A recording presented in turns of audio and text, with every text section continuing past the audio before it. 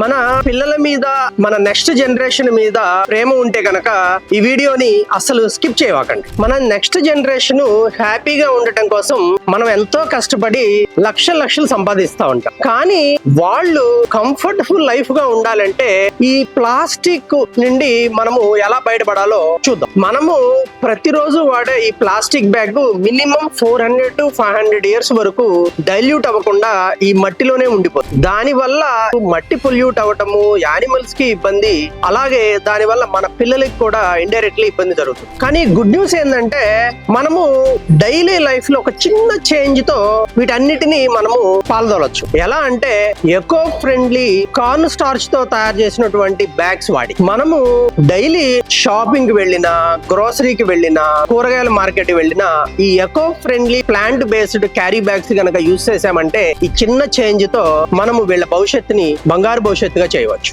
ఈ రోజు మనము కన్వీనియంట్ అనుకుని ఈ ప్లాస్టిక్ బ్యాగ్స్ కనుక వాడితే వాళ్ళు ప్లాస్టిక్ పొల్యూట్ లో ఉండిపోవాలి. మనము కనుక రెస్పాన్సిబుల్ గా ఫీల్ అయ్యి ఎకో ఫ్రెండ్లీ బ్యాగ్ కనుక స్విచ్ అయితే వాళ్ళకి ప్యూర్ న్యాచురల్ బ్రీత్ ఇవ్వగలుగుతాం. మనము మన పిల్లలకి, నెక్స్ట్ జనరేషన్ కి లక్షల కోట్ల ఆస్తులు ఇవ్వకపోయినా పర్లేదు, కానీ వాళ్ళు ప్రశాంతంగా ఉండటానికి ఒక కంఫర్టబుల్ ఎన్విరాన్మెంట్ అయితే మనం ఇవ్వాలి. నా ఒపీనియన్ తో గనక మీరు ఏకీభవిస్తే ఈ వీడియోని మీ ఫ్రెండ్స్, ఫ్యామిలీ మెంబర్స్ కి షేర్ చేసి వాళ్ళ కళ్ళు తెరిపించండి.